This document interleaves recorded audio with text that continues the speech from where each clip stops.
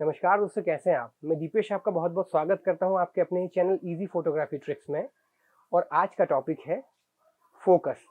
तो आइए जानते हैं कि ये फोकस क्या होता है।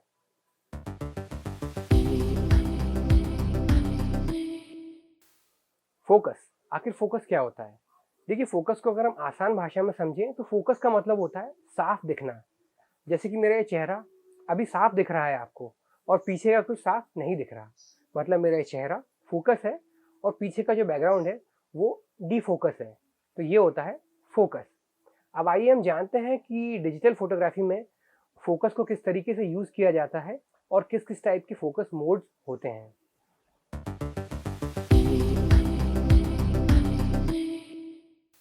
डिजिटल फोटोग्राफी में फोकस मोड को हमने 3 चीज़ों में डिवाइड किया है। पहला होता है फोकस मोड, हम क्या फोकस मोड यूज़ कर रहे हैं। दूसरा होता है सिलेक्शन पॉइंट, क्या सिलेक्शन पॉइंट यूज़ कर रहे हैं। और तीसरा होता है एरिया ऑफ सिलेक्शन, क्या सिलेक्शन एरिया यूज़ कर रहे हैं फोकस करने के लिए। तो आइए जानते हैं हम पहले पॉइंट को, फोकस मोड। डिजिटल कैमरे में 3 टाइप के फोकस मोड्स होते हैं। पहला होता है सिंगल, दूसरा कंटिन्यूअस, तीसरा मैनुअल और चौथा होता है ऑटोमेटिक। पहले मोड को हम जानते हैं सिंगल। देखिए, सिंगल मोड जो होता है, इसमें जब भी आप किसी भी चीज़ को फोकस करते हैं तो वही चीज़ फोकस होती है। अगर आप कैमरा लेके आगे होते हैं या पीछे होते हैं, या फिर जिस सब्जेक्ट का फोटो क्लिक कर रहे हैं वो आगे या पीछे होता है, तो उस पे से फोकस हट जाता है। मतलब आपने जिस पोजीशन पे फोकस लॉक करके रखा है उसी पोजीशन पे फोकस लॉक रहता है। दूसरा होता है कंटिन्यूअस। कंटिन्यूअस में हमें ये बेनिफिट रहता है, अगर आप चल के आगे पीछे हो रहे हैं या फिर जिस सब्जेक्ट का फोटो आप ले रहे हैं वो आगे पीछे हो रहा है, तो भी आपका कैमरा उसे फोकस करता रहेगा। तीसरा manual.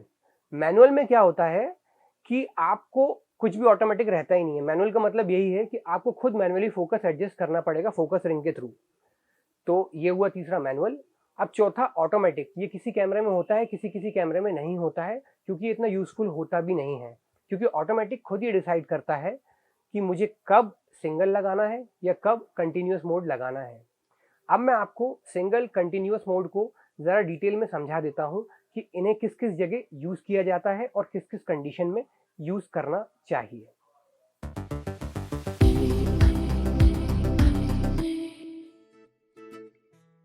Auto focus single. Auto focus single को हम उस जगह यूज करते हैं जहां पर कभी भी कोई भी सब्जेक्ट मूव नहीं करता ज्यादा।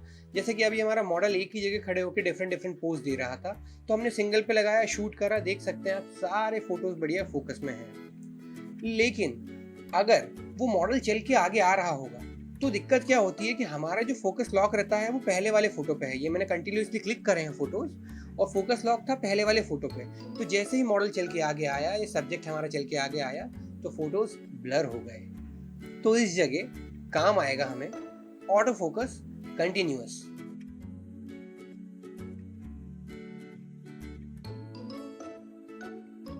अब देखिए, ऑटो फोकस कंटिन्यूअस में मैंने कैमरे को लगाया है। अब मॉडल चल के आगे आ रहा है, सब्जेक्ट आपका चल के आगे आ रहा है, और देखिए प्रॉपर शार्प फोटोज आप देख सकते हैं क्योंकि कैमरा कंटिन्यूअसली फोकस कर रहा है। पहला पॉइंट समझे आपने, फोकस मोड। अब हम समझते हैं फोकस पॉइंट। फोकस पॉइंट क्या होते हैं? आप जब व्यू फाइंडर में से देखते हैं तो आपको स्क्रीन के ऊपर अलग अलग पॉइंट दिखते हैं।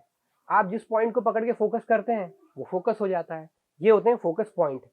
सभी कैमरे में अलग अलग फोकस पॉइंट होते हैं। किसी में जो पहले कैमरे आते थे उनमें 21 पॉइंट, 51 पॉइंट, अब तो अबव 150 पॉइंट रहते हैं। अब तो इतने फोकस पॉइंट होते हैं कि आपकी जो पूरी स्क्रीन है वही फोकस पॉइंट से भरी होती है। आपको जो फोकस पॉइंट सेलेक्ट करना है, आप वो फोकस पॉइंट सेलेक्ट करिए, वो चीज़ फोकस हो जाएगी और उससे क्लिक करके अच्छा सा फोटो कैप्चर करिए। अब मैं आपको एक फोकस पॉइंट का वीडियो दिखा देता हूं कि जिसमें किस तरीके से फोकस पॉइंट वर्क करता है। अब सिलेक्शन पॉइंट्स। अब देखिए, मैंने बटन प्रेस करा है और ये सिलेक्शन पॉइंट आपको सारे दिख रहे हैं सामने। अब मैं जॉयस्टिक को मूव करके सिलेक्शन पॉइंट सेलेक्ट कर रहा हूँ। अभी मैंने आगे वाली स्माइली सिलेक्ट करके रखी है, फोटो क्लिक करा तो आगे वाली स्माइली बढ़िया फोकस आई है, पीछे वाली ब्लर। अब मुझे पीछे वाली फोकस चाहिए तो मैं फोकस पॉइंट पीछे लेके गया और अब फोटो क्लिक करा है, तो अब देखिए पीछे वाली बढ़िया फोकस हो गई और आगे वाली ब्लर। तो ये होता है फोकस पॉइंट्स का काम। अभी तक आपने समझा फोकस मोड, फोकस पॉइंट। अब हम बात करते हैं थर्ड पॉइंट की, एरिया ऑफ सिलेक्शन। सभी कैमरे में अलग अलग सेटिंग होती है एरिया ऑफ सिलेक्शन की, लेकिन मेनली जो एरिया ऑफ सिलेक्शन के मोड होते हैं, पहला होता है सिंगल, दूसरा होता है ऑटोमेटिक, तीसरे चौथे पांचवे अलग अलग कंपनी के कैमरे में अलग अलग तरीके से दिए हैं।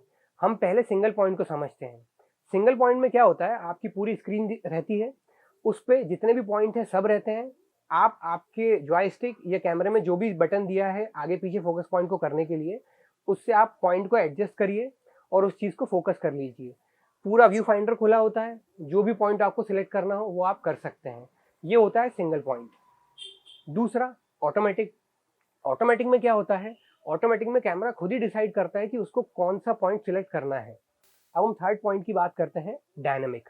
डायनेमिक में क्या होता है, आपको कैमरे में स्पेसिफिक बार मिलता है, एक एरिया, उसको आप आगे पीछे कर लीजिए स्क्रीन में, व्यू फाइंडर में, जहां भी आपको रखना हो। उसके अंदर के जो पॉइंट्स होते हैं वो कैमरा ऑटोमेटिकली सिलेक्ट कर लेता है। मतलब जैसे अगर ये फेस पे मैंने बार रखा है वो, और मैं जैसे ही हाफ प्रेस बटन क्लिक करूंगा तो ऑटोमेटिकली इस बार के अंदर कैमरा फोकस पॉइंट सिलेक्ट कर लेगा जो भी उसको करने हो। तो अगर देखा जाए तो सिंगल, ऑटोमेटिक, डायनामिक, इन तीनों में ही देखा जाए तो जो सिंगल है वो हमारे लिए बहुत ही हेल्पफुल रहता है, और मैं 99% कभी भी सिंगल पॉइंट ही यूज़ करता हूँ। अब मैं आपको एक डिटेल वीडियो बता देता हूँ जिसमें मैंने सिंगल, ऑटोमेटिक और डायनामिक को यूज़ किया है।